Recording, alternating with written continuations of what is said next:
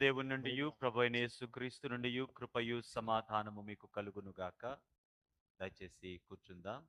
ప్రభు నామమున 21వ ఆదివారము త్రిత్వము తర్వాతి 21వ ఆదివార ఆరాధనలో చేరిన మీకు ప్రభు నామమున శుభాలు వందనాలు తెలియచేస్తూ ఉన్నాను.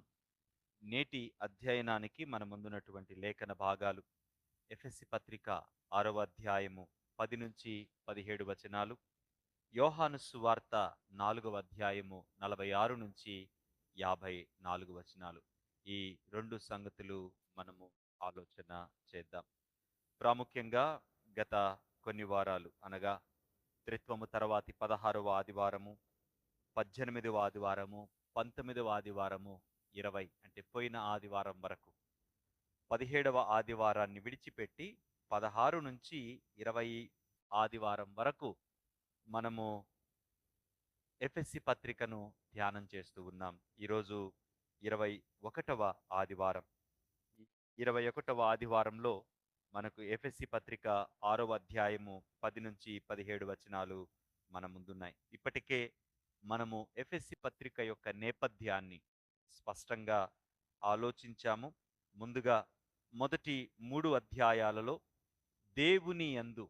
దేవుని ద్వారా క్రీస్తులో విశ్వాసికి అనుగ్రహించబడిన మహద్భాగ్యాలు వివరించబడిన తరువాత, విశ్వాసి యొక్క స్థానము క్రీస్తులో ఏమయ్యున్నదో వివరించబడిన తరువాత, కాబట్టి క్రీస్తులో మీరు ఈ రీతిగా ఉన్నారు కాబట్టి ఇదిగో మీరు ఐక్యతలో బతకండి, మీరు పరిశుద్ధాత్మ పూర్ణులై బ్రతకండి అని, ఐక్యతలో పరిశుద్ధాత్మ పూర్ణులై బ్రతుకుతూ మానవ సంబంధాలలో గౌరవప్రదమైన స్థానాలను కలిగి ముందుకు కొనసాగండి అని వివరించిన సంగతులు మనకు కనపడతాయి. కాబట్టి సహోదరులారా, ఆత్మ కలిగించు ఐక్యతను కాపాడుకొనుటయందు శ్రద్ధ కలవారై ఉండండి అని 4వ అధ్యాయము 1వ వచనము ప్రారంభమవుతుంది. అలా ప్రారంభమై ఐక్యతలో మిమ్మల్ని మీరు భద్రపరుచుకొనండి, పరిపూర్ణతలోనికి సాగిపోండి, పవిత్రతలో మీరు ఎదగండి అని అంటూ 5వ అధ్యాయములో ప్రేమ సంబంధులుగా, ప్రేమయందు నిలకడైన జీవితము కలిగిన వారుగా, వెలుగు సంబంధులుగా, జ్ఞానులై ఆత్మపూర్ణులుగా బ్రతకండి అని 5వ అధ్యాయము చెప్పిన తరువాత 6వ అధ్యాయములో ఒక విజయానికి సంబంధించిన పోరాటాన్ని, విశ్వాసీ జీవితములో ఉండే ఆత్మీయ పోరాటాన్ని వివరిస్తూ ఉన్నటువంటి భాగము ఈరోజు మనము ధ్యానం చేసుకోబోతూ ఉన్నటువంటి 10 నుంచి 17 వచనాల భాగము. మరలా ఒకసారి మీరు జ్ఞాపకం చేసుకుంటే, ఆత్మ తీవ్రతతో పరిశుద్ధుడైన పౌలు యొక్క వాక్య పరిచర్యలో ప్రభువుని అంగీకరించినటువంటి ఎఫెసీ సంఘము, వారి మధ్య ఉన్నటువంటి మంత్ర పుస్తకాలను, విగ్రహాలను తగలపెట్టి గొప్ప ఆసక్తితో ప్రభు కొరకు నిలిచిన సంఘము ఎఫెసీ సంఘము. పరిశుద్ధుల ఎడల ప్రేమ కలిగి దేవుని యందు వర్ధిల్లుతూ పరిపూర్ణతలోనికి ఎదిగినటువంటి సంఘము ఎఫెసీ పత్రికలో ఉన్నటువంటి ఎఫెసీ సంఘము. ఈ సంఘములోనికి వచ్చిన దుర్బోధల క్రమానుసారంగా వారు హెచ్చరించబడుతూ, ఖండించబడుతూ ఉన్నటువంటి ఎఫెసీ సంఘము తిమోతి పత్రికలో ఉన్నటువంటి ఎఫెసీ సంఘం. ఆ హెచ్చరికలకు చెవియొగ్గకపోవటం వలన, క్రమశిక్షణలోనికి రాకపోవటం వలన, ఆ హెచ్చరికలను బేఖాతరు చేయటం వలన మొదటి ప్రేమను మీరు మరిచారు, మీ యొద్ద నుంచి దీపస్తంభము తొలగివేసే సమయము వచ్చింది అని తీర్పును ఎదుర్కొన్నటువంటి సంఘముగా ఎఫెసీ సంఘం ఉంది. పోయిన వారం మనము ఈ సంగతులు ఆలోచన చేశాం. మరొకసారి జ్ఞాపకం చేస్తూ ఉన్నాను. మీ ఆత్మీయ జీవితములో మీరు కూడా తీవ్రతతో ప్రారంభించి ఉంటారు. పరిపూర్ణతలోనికి ఎదగటానికి మీరు కూడా ఐక్యతను కాపాడుకుంటూ పరిశుద్ధాత్మ పూర్ణులై ఆత్మీయ పోరాటములో నిలకడగా నిలవటానికి ఆసక్తి కలిగిన వారే. కానీ మీ జీవితములో వాక్యానికి మీరు ఇచ్చే సమయము, మీరు వాక్యము పట్ల కలిగి ఉన్న ఆసక్తి, వాక్యాన్ని పరిశీలించలేని పరిస్థితులు మీ జీవితంలోనికి పలచనితనాన్ని, దేవుని నుంచి దూరమయ్యే పరిస్థితులను కల్పిస్తాయి. జాగ్రత్త. ఎఫెసీ సంఘములో ఉన్నది అదే పరిస్థితి. ఈరోజు పౌలు భక్తుడు పరిపక్వతలోనికి వస్తూ ఉన్న ఎఫెసీ సంఘానికి ఆత్మీయ పోరాటములో ఎలా పోరాడాలో తెలియచెప్పినటువంటి ఈ పాఠము మీ నా జీవితాలకు ఎంతో ఉన్నతమైనటువంటి విలువలను, అవసరతను అనుగ్రహించేదిగా ఉంటుంది. అందుకే 6వ అధ్యాయము 10వ వచనము వచ్చాక అంటూ ఉన్నాడు, తుదకు ముగింపుకొచ్చేశాడు. 6 అధ్యాయాలలో మొదటి 3 అధ్యాయాలలో ప్రభువులో ఉన్న సంగతులు చెప్పి 4, 5, 6 అధ్యాయాలలో ఎలా బ్రతకాలో క్రీస్తులో వివరించాక ఇక ముగింపుకొచ్చేశాడు. ఇక ముగింపు మాటలు వందన వచనము మాత్రమే మిగిలింది. ఈ ముగింపు మాటలలో అత్యంత ప్రాముఖ్యమైన సంగతిని పౌలు భక్తుడు వివరిస్తున్నాడు. కాబట్టి తుదకు, అట్ లాస్ట్, ప్రభువు యొక్క మహాశక్తిని బట్టి ఆయన యందు బలవంతులై ఉండుడి. మీరు బలవంతులై ఉండండి. దేన్ని బట్టి బలవంతులు కావాలి? ప్రభువు యొక్క మహాశక్తిని బట్టి మీరు బలవంతులు కావాలి.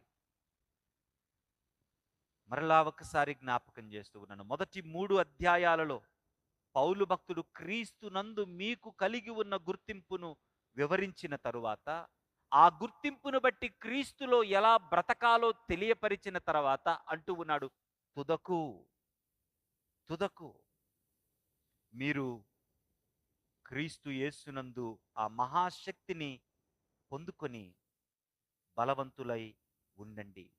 ఈ తర్వాత మనకు 11వ వచనములో చూస్తే, 11వ వచనములో మీరు అపవాది తంత్రములను ఎదురించుటకు శక్తిమంతులగునట్లు దేవుడిచ్చు సర్వాంగ కవచమును ధరించుకొనుడి. ఒకటి, ధరించుకొనుడి, సర్వాంగ కవచాన్ని ధరించుకోమంటూ ఉన్నాడు. ఈ పోలిక పౌలు భక్తుని యొక్క జీవితంలో అత్యంత సమీపంగా ఉంది. ఎందుకు అంటే అప్పటికే అపోస్తుల కార్యాలు 28వ అధ్యాయం 16వ వచనం చూస్తే అప్పటికే జైల్లో ఉన్నాడు పౌలు భక్తుడు. జైల్లో ఎవరిని చూస్తూ ఉన్నాడు? సైనికులను చూస్తున్నాడు. రోమా సైనికులు వేసుకునే ఆర్మర్ అంతటిని చూస్తూ ఉన్నాడు. కాబట్టి ఆ పోలికలో నుంచి ఎఫెసు సంఘానికి మాట్లాడుతూ, పరిణితిలోకి, పరిపక్వతలోకి ఎదుగుతూ ఉన్న మీరు సర్వాంగ కవచాన్ని ధరించుకోండి. మీరు నిలకడగా నిలవాలి అంటే మీలో ప్రభు యొక్క మహాశక్తి ఉండాలి. ఆ శక్తి చేత యుద్ధములో, పోరాటములో మీరు ఉంటూ ఉన్నారు గనక మీకు ఆర్మర్ కావాలి, కవచాలు కావాలి అని చెప్తూ ఉన్నాడు. ఇది ఆనాడు పౌలు ఎదురుగా ఉన్న రోమా సైనికులే కాదు, స్వయాన దేవుని యొక్క అలంకారిక పదప్రయోగం కూడా మనకు యెషయా గ్రంథము 59వ అధ్యాయము 17వ వచనంలో కనపడుతుంది. 59:17 మీరు చూస్తే, నీతిని కవచముగా ఆయన ధరించుకొనెను, రక్షణను తల మీద శిరస్త్రాణముగా ధరించుకొనెను. ఇది స్వయాన పాత నిబంధన ప్రతిరూపాలలో నుంచి, పాత నిబంధన అలంకారిక పదప్రయోగాలలో నుంచి పౌలు భక్తుడు ఈ పదాలను తీసుకొని సంఘానికి సర్వాంగ కవచాన్ని మీరు ధరించుకోండి. ఎందుకు సర్వాంగ కవచాన్ని ధరించుకోవాలి? ఎందుకు? అపవాది తంత్రాలను మీరు ఎదిరించాలి. ఈ తంత్రము అనే మాట కన్నింగ్ స్ట్రాటజీస్, డిసెప్షన్స్, చాలా ప్రమాదకరమైనటువంటి అటాక్స్. వీటిని మీరు తప్పించుకోవాలి అంటే, ఒకటి, మీకు ప్రభు యొక్క శక్తి తోడై ఉండాలి. 2, సర్వాంగ కవచమును మీరు ధరించుకోవాలి. కాబట్టి పౌలు భక్తుడు సర్వాంగ కవచాన్ని ధరించుకోమంటూ ఉన్నాడు. ఇది ఒక ఆజ్ఞ. మీరు సర్వాంగ కవచాన్ని ధరించుకోండి అనేది ఏదో పర్వాలేదులే అని చెప్తూ ఉన్నటువంటి మాట కాదు. ఇది ఒక ఆజ్ఞ. ఎందుకు ఇటువంటి ఆజ్ఞను పౌలు భక్తుడు సంఘానికి తెలియచేస్తూ ఉన్నాడంటే, మీరు నేను ఉన్న పోరాటము సాధారణమైన పోరాటము కాదు. ఎంత భయంకరమైన పోరాటమో 12వ వచనం తెలియచేస్తుంది.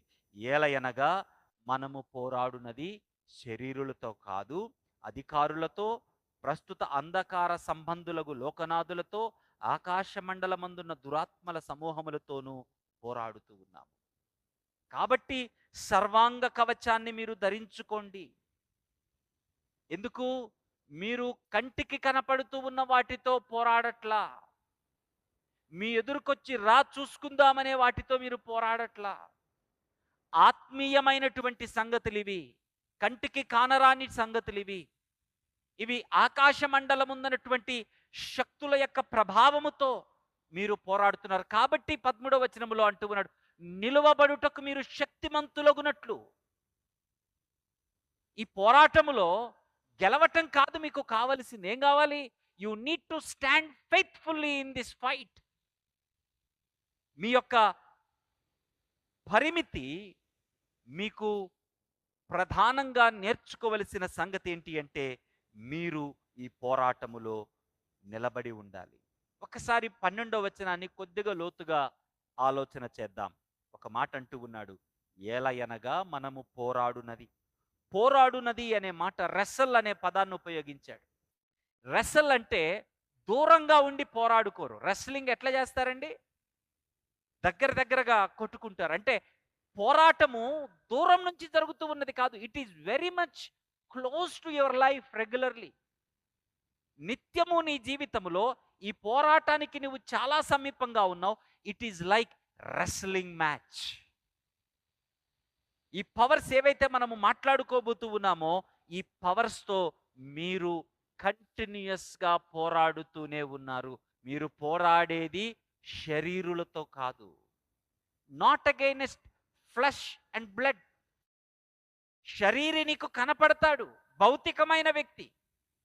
భౌతికమైన పోరాటం కాదిది, కాస్మిక్ ఫైట్. Be careful. కాబట్టే ప్రభువు యొక్క మహాశక్తిని బట్టి. ఏ శక్తి? ఈ ప్రభు యొక్క మహాశక్తి.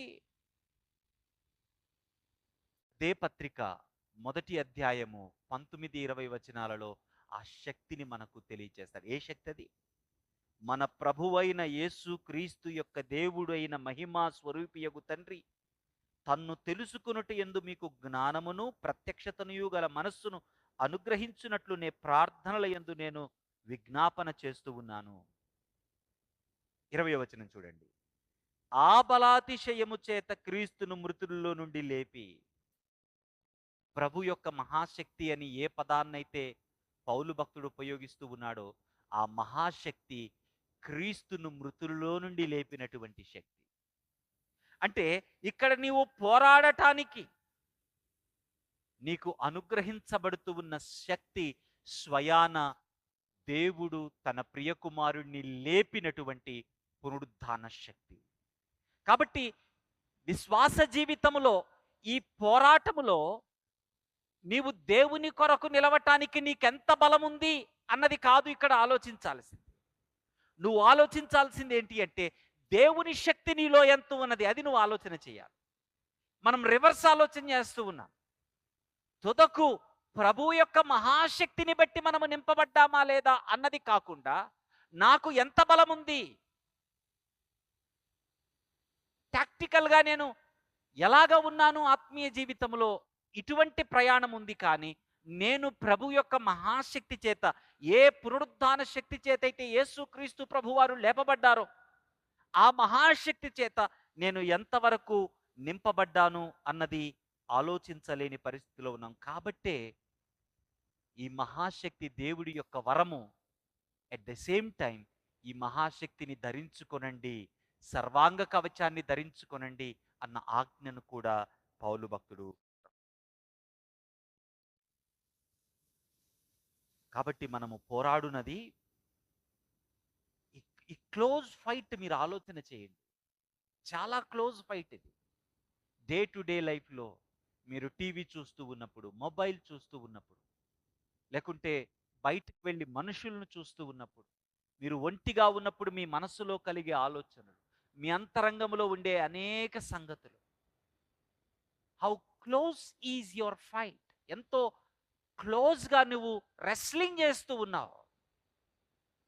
ఏదో ఎదురుగా ఇంకొక వ్యక్తి వచ్చి ఈ పోరాటాన్ని నీతో చేస్తూ ఉంటే ఇట్ ఈస్ వెరీ ఈజీ. అయితే ఓడిపోతావు, లేకపోతే గెలిచేస్తావు. అటో ఇటో ఆర్పార్ అయిపోద్ది. కానీ ఇక్కడ నీకు ఎవరైతే నిన్ను ప్రేరేపిస్తూ ఉన్నారో, మొబైల్ పట్టుకోకూడదు అనుకుంటావు, మొబైల్ పట్టుకుంటావు. వాటిని చూడకూడదు అనుకుంటావు, వాటిని చూసేస్తావు. అలా ఆలోచించుకోకూడదు అనుకుంటావు, అలా ఎదురు తిరగకూడదు అనుకుంటావు, అలా ఎదురు తిరిగేస్తావు. అలా మాట్లాడకూడదు అంటావు, అలా మాట్లాడేస్తావు. అలా బద్ధకంలో ఉండకూడదు అనుకుంటావు, బద్ధకిచ్చేస్తావు.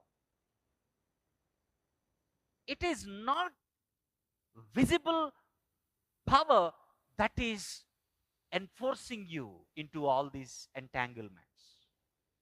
ఇది ఈరోజు నీవు ఆలోచించవు. నీవు పోరాడునది శరీరులతో కాదు, విజిబుల్ పవర్స్ కాదు, but at the same time the fight is very close. చాలా దగ్గరగా నీతో అవి పోరాడుతూ ఉన్నాయి. నువ్వేమో మనుషుల్ని చూసి మనుషులతో పోరాడుతూ ఉన్నావు, కనపడుతూ ఉన్న మనుషులతో పోరాడుతూ ఉన్నావు. కాబట్టి ఏమైపోతుంది అంటే సంఘ సహవాసము బలహీనపడుతుంది. పోరాడాల్సింది మనుషులతో కాదు. ఎవరితో పోరాడాలి? ఇప్పుడు చూస్తాం మనం ఎవరితో పోరాడాలి. శరీరులతో మనము. కాబట్టి ఈ కనీసపు అవగాహన మనకు కలిగితే, మన జీవితంలో ప్రాబ్లం శరీరులు కాదు అన్న కనీసపు అవగాహన మీకు కలిగితే, మీ ఆలోచన విధానము చాలా గొప్పగా మారిపోతుంది. అందుకే ఎఫెసీ పత్రిక 1వ అధ్యాయము 21వ వచనములో అంటాడు, ఈ యుగమునందు మాత్రమే గాక రాబోవు యుగమునందును పేరు పొందిన ప్రతి నామము కంటే ఎంతో హెచ్చుగా పరలోకమునందు ఆయన తన కుడిపార్శ్వమున కూర్చుండబెట్టి ఉన్నాడు. కొలస్సీలకు రాసిన పత్రిక 2:15లో కూడా ఆయనతో కూడా మిమ్మల్ని జీవింపచేసెను. ఎలాగా? ఆయన ప్రధానులను అధికారులను నిరాదాయులుగా చేసి సిలువ చేత జయోత్సవముతో వారిని పట్టి తెచ్చి బాహాటముగా వేడుకకు కనపరిచెను. ఈరోజు ఏ పవర్స్ గురించి అయితే మనము ధ్యానించుకోబోతూ ఉన్నామో, ఆ పవర్స్ అన్నిటినీ ఏ బలాతిశయము చేత నింపబడమని దేవుని వాక్యములో పౌలు భక్తుడు తెలియచేస్తూ ఉన్నాడు, ఆ బలాతిశయము ఓడించింది అన్న సంగతిని తెలియచేస్తూ ఉన్నాడు. తెలియచేస్తూ ఇప్పుడు మనము వాటి సంగతులు ఆలోచన చేస్తున్నాం. ఒకటి, మన జీవితంలో పోరాటము నిజము, అది బహు సమీపంగా ఉంది. ఈ పోరాటము కనపడుతూ ఉన్నటువంటి మనుషులతో కాదు, తర్వాత ప్రధానులతోనూ అధికారులతోనూ, ప్రస్తుత అంధకార సంబంధమగు లోక నాదులతోనూ అంటూ ఉన్నాడు. అంటే అంధకార సంబంధమదు లోకనాదులు అన్న మాటను మీరు ఆలోచన చేస్తే, ఎఫెసీ పత్రికలోనే 5వ అధ్యాయము 8వ వచనంలో అంటాడు, మీరు పూర్వమందు చీకటి అయ్యుంటిరి. రెండో అధ్యాయము 2-3 వచనాలలో ఒక మాట మీరు చూడగలిగితే, మీరు వాటిని చేయుచు, వేటిని చేయుచు? వాయుమండల సంబంధమైన అధిపతిని, అనగా అవిధేయులైన వారిని ఇప్పుడు ప్రేరేపించు శక్తికి అధిపతిని అనుసరించి ఈ ప్రపంచ ధర్మము చొప్పున నడుచుకున్నారు. వారితో కలిసి మనమందరము శరీరము యొక్కయు మనస్సు యొక్కయు కోరికలను నెరవేర్చుకొనుచు మన శరీరాశలను అనుసరించి మునుపు ప్రవర్తించుచు కడమవారి వలె స్వభావ సిద్ధముగా దైవోగ్రతకు పాత్రులమయ్యుంటిమి. చూడండి ఎన్ని రకాల పవర్స్ను మాట్లాడుతూ ఉన్నాడో ఇక్కడ పౌలు భక్తుడు. ఒకటి, ప్రధానులతోనూ అధికారులతోనూ. 2, ప్రస్తుత అంధకార సంబంధమగు లోకనాదులతోనూ. 3, ఆకాశమండలమందున్నటువంటి దురాత్మల సమూహములతోనూ. వీళ్ళందరినీ కలిపి సాతానును రిప్రజెంట్ చేయటానికి, ఈ లోకాధికారిని రిప్రజెంట్ని ఈ 3 పదాలలో, ఒకటి మరలా మీరు చూడండి, అంధకార సంబంధమగు లోకనాదులు. 2, ప్రస్తుత అంధకార ప్రధానులు అధికారులు. 1, 2 అంధకార సంబంధమగు లోకనాదులు. 2, 3 ఆకాశ మండలమందున్న దురాత్మల సమూహము. ఈ 3 రకాల వ్యక్తులతో మనము పోరాడుతూ ఉన్నాం. ఈ 3 రకాల వ్యక్తులను పౌలు భక్తుడు అపవాదితో పోల్చి చెప్తూ ఉన్నాడు. అంటే నీ చుట్టూ ఉన్నటువంటి సిస్టమ్స్, మనుషులు మాత్రము కాదు, నీ చుట్టూ ఉన్న మనుషులు అలా ప్రవర్తించటానికి కారణమైన సిస్టమ్స్ని ఇవన్నీ నడుపుతూ ఉన్నాయి. ఎలా నడుపుతూ ఉన్నాయో మీరు ఆలోచన చేస్తారా? 1, రూలర్స్ అన్నాడు, అంటే ప్రధానులు. వీటి ర్యాంకింగ్ చాలా ఎక్కువ. ఏం చేస్తూ ఉంటాయి ఈ రూలర్స్ లేకుంటే ప్రధానులు అనేవి? దేవుని చిత్తానికి వ్యతిరేకంగా ఈ ప్రపంచంలో సిస్టమ్స్‌ని క్రియేట్ చేస్తా ఉంటాయి. నా మాట కొద్దిగా జాగ్రత్తగా వినాలి. ఈ 3 డిస్టింక్షన్స్‌ని నేను మీకు చెప్తూ ఉన్నాను. ప్రధానులు, అధికారులు, లోకనాథులు, ఆకాశమండలమందున్న దురాత్మలు. ఈ మూడిటిని నేను మీకు చెప్తున్నాను. ఇందులో మొదటిగా ప్రధానులు అంటే రూలర్స్‌ని మీరు ఆలోచన చేస్తే, దేవుని చిత్తానికి, దేవుని క్రమానికి వ్యతిరేకంగా రూల్‌ని తీసుకొచ్చే వాళ్ళని ఈ రూలర్స్ అంటారు.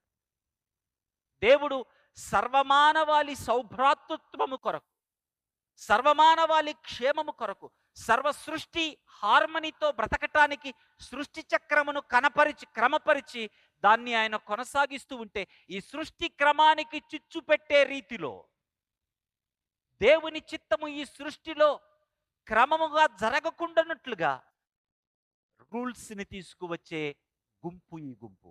అట్లాంటి వారిని ప్రేరేపించే గుంపు ఈ గుంపు. 2 అందులోనే ప్రధానులు, అధికారులు. దీనికంటే అంటే రూలర్స్ కంటే క్రింద లెవెల్ ఇది. వీళ్ళు దేశాలను, సామ్రాజ్యాలను ప్రభావితం చేయగలిగిన సమర్థత కలిగినవారు. ఈ ప్రధానుల చేత నడిపించబడేవారు. వీళ్ళేం చేస్తూ ఉంటారు? సిస్టమ్స్‌ని అంటే దేవుని చిత్తానికి వ్యతిరేకమైన రూలర్స్ క్రియేట్ చేస్తూ ఉంటే, అథారిటీస్ డెలిగేట్ చేయబడిన పవర్స్ ఏం చేస్తూ ఉంటాయి అంటే, ఆ రూల్స్‌కి ఐడియాలజీస్‌ని క్రియేట్ చేస్తాయి. ఆ రూల్‌ని ప్రాపర్‌గా ఇంప్లిమెంట్ చేయటానికి కావలసిన ప్లాట్‌ఫార్మ్స్‌ని సిస్టమైజ్ చేస్తా ఉంటాయి ఆ అథారిటీస్. తరువాత కాస్మిక్ పవర్స్, లోకనాథులు అన్నాడు. ఇవి మన ఆలోచనలోనికి దూరిపోయి, మన ఆలోచనలో మన నైతికతను చీకటిగా, మన ఆలోచన దురాశల వైపు నడిపించేవి ఈ కాస్మిక్ పవర్స్.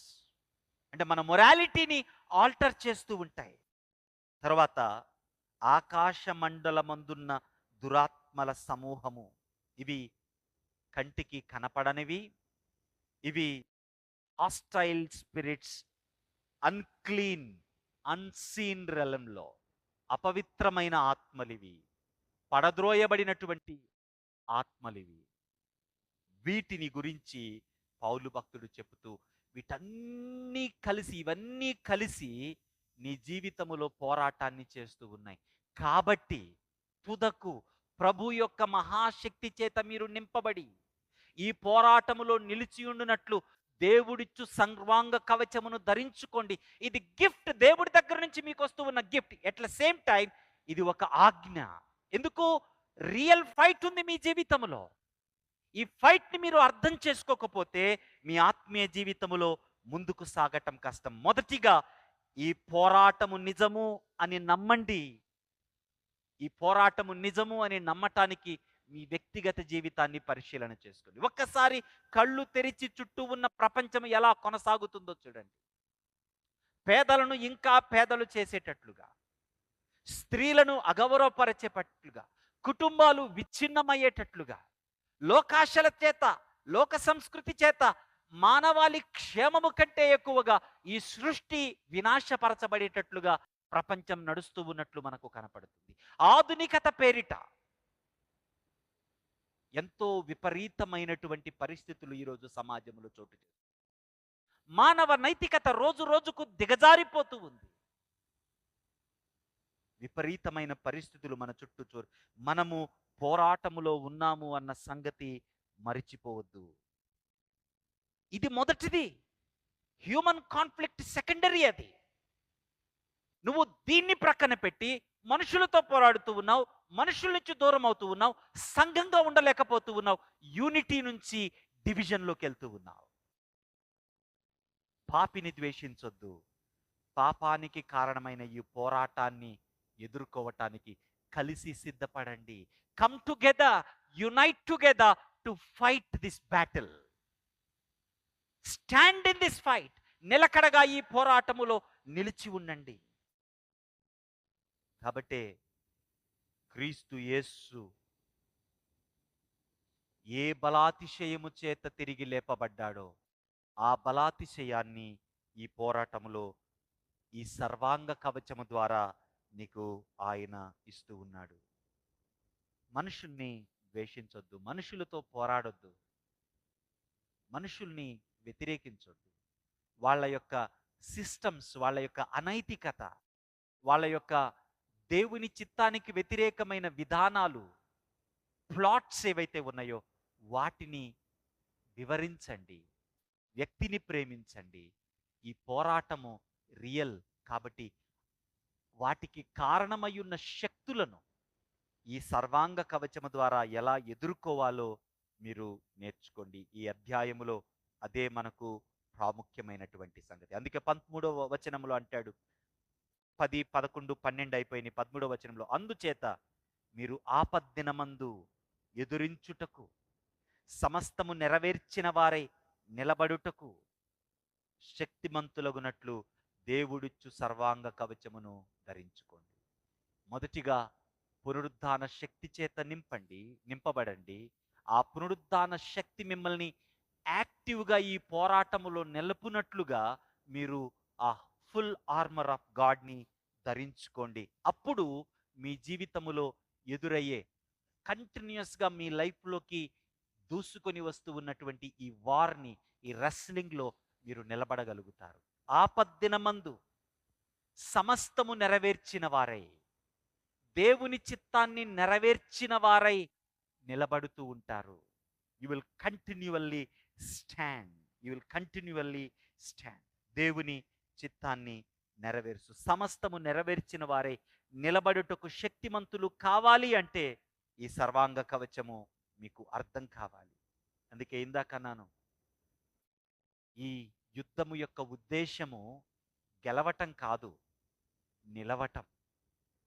ఈ యుద్ధం యొక్క ఉద్దేశము గెలవటం కాదు, నిలవటం. నిలవాలి అంటే సర్వాంగ కవచము నీకుండాలి. 14 నుంచి 17 వచనాలలో మనకు 6 కవచాలు ఇవ్వబడ్డాయి. ఒక్కొక్క కవచాన్ని నేను చాలా క్లుప్తంగా మీతో చెప్పి నా మాటలు ముగిస్తాను. మొదటిది సత్యమను దట్టి, అంటే బెల్ట్ లాంటిది. బెల్ట్ ఎందుకు కట్టుకుంటాము? అన్నిటిని మనం ఏమైతే వేసుకున్నామో వాటన్నిటినీ అలా పట్టి ఉంచుతాయి. నీ విశ్వాస జీవితములో యథార్థత, సిన్సియారిటీ, దేవుని యందలి సత్యము నీవు అలవర్చుకోగలిగితే, సత్యమును దట్టి ఏం చేస్తుంది అంటే నీకు యథార్థతనిస్తుంది, సిన్సియారిటీనిచ్చి నీ జీవితములో విశ్వాసము ద్వారా ఈ హోల్ ఆర్మర్ ఆఫ్ గాడ్ని కట్టి ఉంచుతుంది. సత్యమను దట్టి. ట్రూత్ అంటే అగైన్ మరలా 14వ అధ్యాయం యోహాను సువార్తలో యేసు ప్రభు వారు అంటారు, నేనే సత్యము. యేసు ప్రభు వారే సత్యము, వాక్యమే సత్యము. అంటే వాక్యము ద్వారా మాత్రమే నీ జీవితంలో యథార్థత పుడుతుంది, సిన్సియారిటీ పుడుతుంది. వాక్యము ద్వారా మాత్రమే ఇదిగో నీవు ధరించుకోబోతూ ఉన్నటువంటి ఈ సర్వాంగ కవచము క్రమంగా నీ జీవితములో, నీ ఈ పోరాటములో నీకు నిలకడగా అవసరమైన స్థాయిలో ఉపయోగపడుతుంది. కాబట్టి మొదటిగా సత్యమను దట్టి, రెండవది నీతియను మైమరుపు, బ్రెస్ట్ ప్లేట్ ఆఫ్ రైషియస్నెస్. మైమరుపు అంటే ఈ చెస్ట్ ప్లేట్, ఈ చెస్ట్ మీద ఉండే ఒక షీల్డ్. ఏం చేస్తుంది ఈ చెస్ట్ మీద ఉండే షీల్డ్? నీవు ఈ చెస్ట్ మీద షీల్డ్ దేని ద్వారా వస్తుందంటే నీతి ద్వారా వస్తుంది. నీతి అంటే, నీతి ఎలా వస్తుంది మరలా? దేవుని ప్రేమించుటూ ఆ ప్రేమను తిరిగి ఎగ్జిబిట్ చేస్తూ ఉన్నావు. దేవుణ్ణి ప్రేమిస్తూ ఉన్నావు, మంచివాడు, నీవు కూడా ఆ ప్రేమను బట్టి మంచిగా బ్రతుకుతూ ఉన్నావు. అన్యాయము చేయని వాడు, ప్రేమిస్తూ ఉన్నావు అన్యాయం చేయని దేవుణ్ణి, నీవు కూడా అన్యాయము చేయకుండా ఆ ప్రేమను బట్టి బ్రతుకుతూ ఉన్నావు. కనికరము చూపు దేవుడు, ప్రేమిస్తూ ఉన్నావు కనికరము చూపే దేవుణ్ణి, ఆ ప్రేమను బట్టి నువ్వు కనికరము చూపుతూ ఉన్నావు. దోచుకొని వాడు, అన్యాయము చేయని వాడు, అక్రమము చేయని వాడు, ఆ ప్రేమను బట్టి నువ్వు అలాగే బ్రతుకుతున్నావు. అదే నీతి.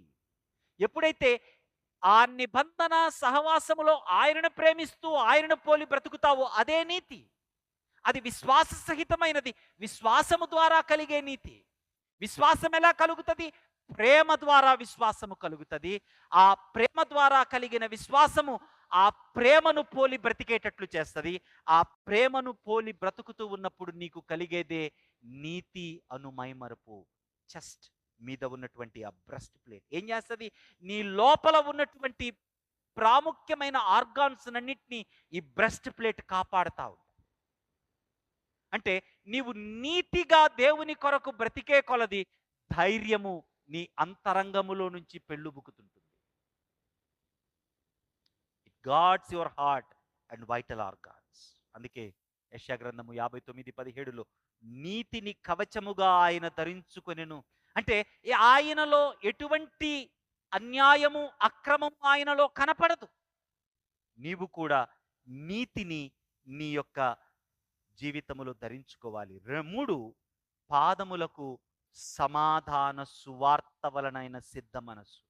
అంటే 2 సంగతులు ఉన్నాయి.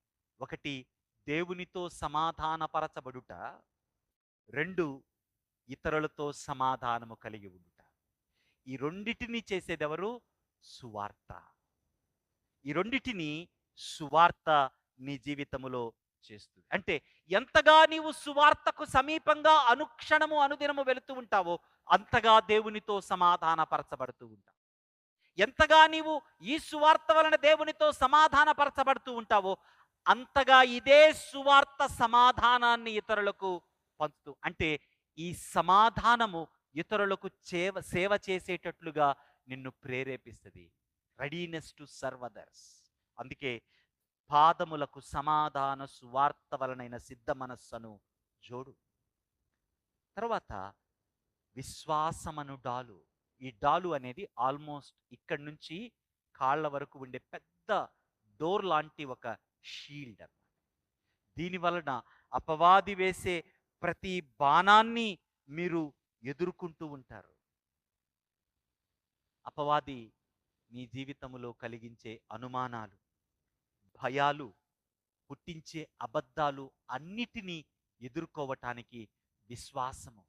ఎక్కడి నుంచి వచ్చింది విశ్వాసము? ఇదిగో నీవు సమాధానపరుచుకున్నావు కదా సువార్త దగ్గరికి వెళ్ళి, ఆ సువార్త నుంచి వచ్చింది. ఈ సువార్త నీ జీవితములో కలిగించినటువంటి నీతి, ఈ సువార్త ద్వారా కలిగిన నీతి ఎక్కడి నుంచి వచ్చింది? నీ జీవితములో ఉన్న సత్యము. One after the other, all are integrated together. మరలా again we will come to it again. విశ్వాసమను డాలు నీ జీవితములో అపవాది వేయు ప్రతి బాణము నుంచి నిన్ను తప్పిస్తుంది. తలకు రక్షణ అనే శిరస్త్రాణం ఏముండాలి? తలలో అనేక రకాల ఆలోచనలు ఉంటాయి. వీటన్నిటి నుంచి నీవు బయటపడటానికి నీకు కావలసిందేంటి? నీ రక్షణ నిశ్చయత. You are saved by faith. విశ్వాసము ద్వారా కృపచేత నీవు రక్షించబడ్డావు అన్న సత్యము నీ హృదయాన్ని భద్రపరిచినప్పుడు అది రక్షణ అనే శిరస్త్రాణం. ఆఖరుగా ఆత్మయను ఖడ్గము, వాక్యమనే ఖడ్గము. వాక్యమనే ఖడ్గము రెండంచుల వాడిగలిగిన ఖడ్గము. ఇదే నీకున్నటువంటి ఆయుధం. యేసుక్రీస్తు ప్రభువారు ఆ అరణ్యములో 40 దినాలు ఉపవాసం ఉన్నాక అపవాదిని ఎదుర్కోవటానికి ఉపయోగించినటువంటి వెపన్. ఇప్పుడు మీరు ఆలోచన చేయండి. సత్యము, యేసు ప్రభువారు అన్నారు, నేనే సత్యం. నీతి, క్రీస్తు మనందరి నీతి అయ్యాడు. సమాధానము, క్రీస్తు మనందరి సమాధానమయ్యాడు. విశ్వాసమను డాలు, ఆయన యందు విశ్వాసమే మనలను నీతిమంతులుగా చేస్తుంది. రక్షణయను శిరస్త్రాణము, యేసు క్రీస్తునందు మన రక్షణ. వాక్యమనే ఖడ్గము, క్రీస్తే సజీవమైన వాక్కయ్యున్నాడు. అంటే ఎక్కడికి తీసుకుని వచ్చాడు? మరలా మొదటి 3 అధ్యాయాలలో, ఆ తర్వాత 2 అధ్యాయాలలో క్రీస్తునందు నీకు కలిగి ఉన్నటువంటి మేలు, క్రీస్తులో నీవు ఐక్యపరచబడి ఆయనకు పోలి బ్రతుకుట. అంటే క్రీస్తులో నీవు కలిగి ఉండే ఐక్యతే మహాబలము. క్రీస్తులో నీవు కలిగి ఉండే ఐక్యతే నీవు కలిగి ఉండే సర్వాంగ కవచము. ఈ ఐక్యత క్రీస్తుతో నీవు ఎంతగా ఐక్యతలోనికి వస్తావో అంతగా నీవు సర్వాంగ కవచాన్ని ధరించుకుంటావు.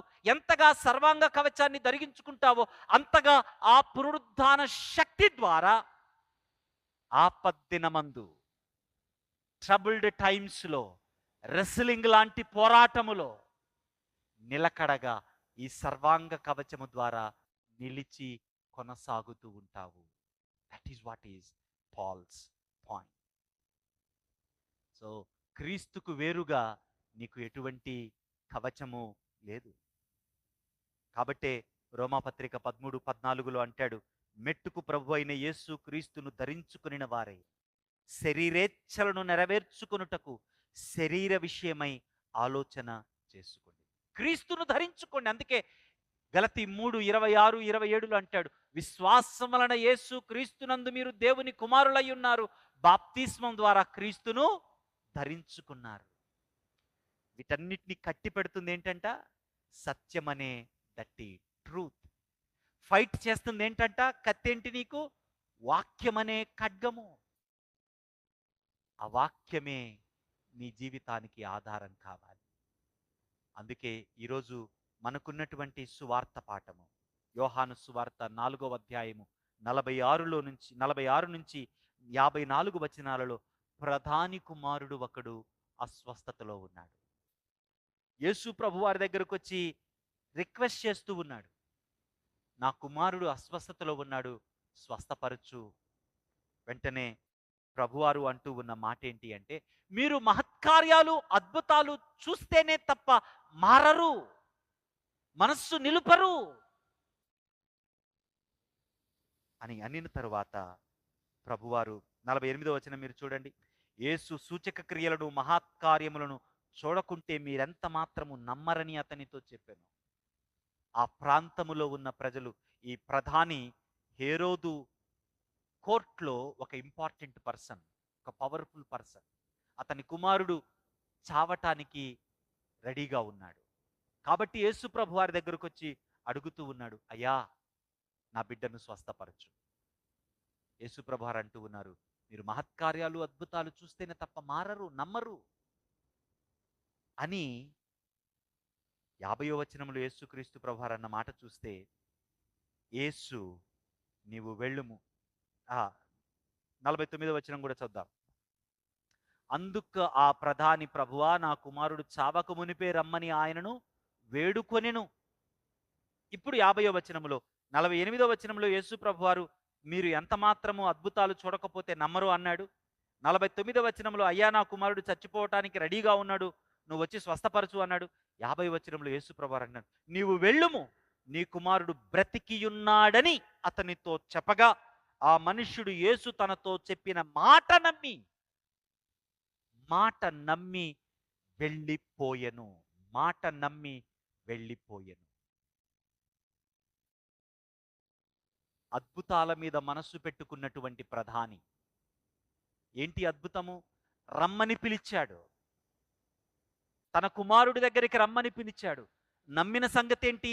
యేసు నా కుమారుడి దగ్గరకు వస్తే నా కుమారుడు బ్రతుకుతాడు, కాబట్టి యేసుతో అంటున్నాడు, రా, నా కుమారుడు చనిపోవటానికి రెడీగా ఉన్నాడు. యేసు ప్రభు అన్నాడు, మీరు అద్భుతాలు చూడకపోతే నమ్మరు. మరలా అడుగుతూ ఉన్నాడు ప్రధాని, రా, నా కుమారుడు చనిపోవటానికి రెడీగా ఉన్నాడు. యేసు ప్రభు, బ్రతికాడు పో. నమ్మాడు.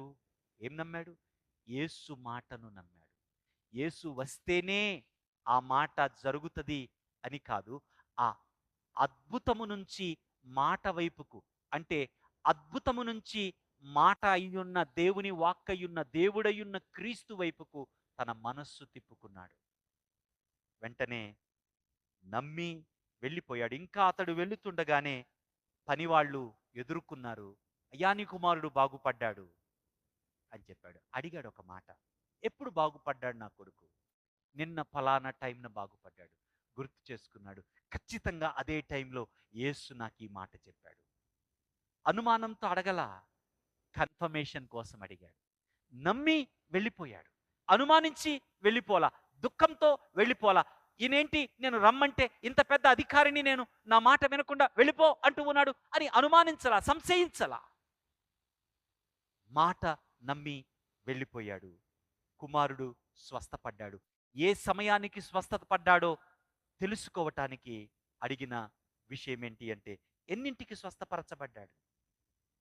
ఫలితం ఏంటో తెలుసా? తాను, తన ఇంటివారు అందరూ ప్రభువుని నమ్మారు. ఈరోజు ఒకటి మాత్రం మనకు అర్థమవుతుంది గ్యారెంటీగా. ఏంటి? పోరాటము నిజము. ఈ పోరాటము చాలా సమీపంగా ఉంది.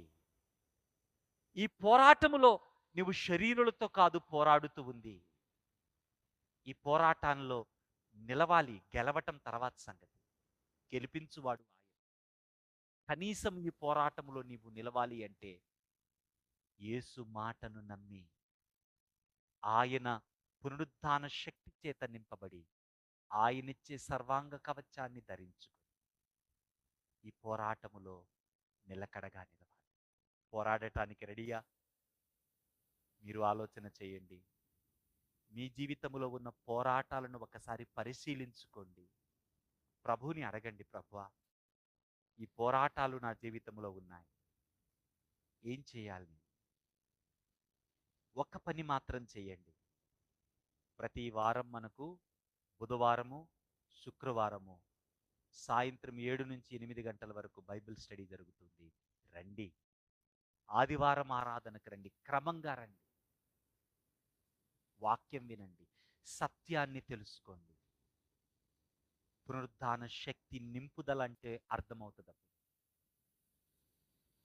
క్రీస్తును ధరించుకోవడం అంటే ఏంటో అర్థమవుతుంది. అప్పుడు ఆ ప్రధాని యేసు ప్రభువారు చెప్పిన మాటను నమ్మి వెళ్ళిపోయి అద్భుతాన్ని చూసినట్లుగా దేవుని వాక్యాన్ని వింటూ, అద్భుతాలేమీ లేవు ఇక్కడ, దేవుని వాక్యాన్ని వింటూ ఆయన పునరుద్ధాన శక్తి చేత నింపబడి మనుషుల్ని కాదు ద్వేషించాల్సింది, ప్రధానులను, అధికారులను, ఆకాశ మండలమందున దురాత్మల సమూహమును, కదండి, కాస్మిక్ పవర్స్ని నీ కంటికి కనపడకుండా నీ జీవితాన్ని ఛిద్రం చేస్తూ, నీ ఆత్మీయ జీవితాన్ని పాడు చేస్తూ ఉన్న వీటన్నిటిపైన పోరాటాన్ని పోరాడాలి.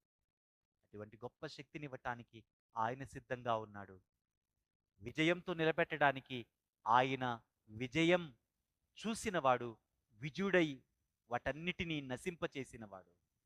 కాబట్టి ఆయన్ని ఆశ్రయించి ఆయనను పోలి మనము కూడా విజయములో ముందుకు సాగటానికి ప్రయత్నం చేద్దాం. అట్టి కృపను త్రియేక దేవుడు మీకు అనుగ్రహించునుగాక. ఆమేన్. సమస్త జ్ఞానముకు మించిన దేవుని సమాధానం యేసు క్రీస్తు వలన మీ హృదయములకును తలంపులకును కావలియుండునుగాక. ఆమేన్. దయచేసి కూర్చునండి.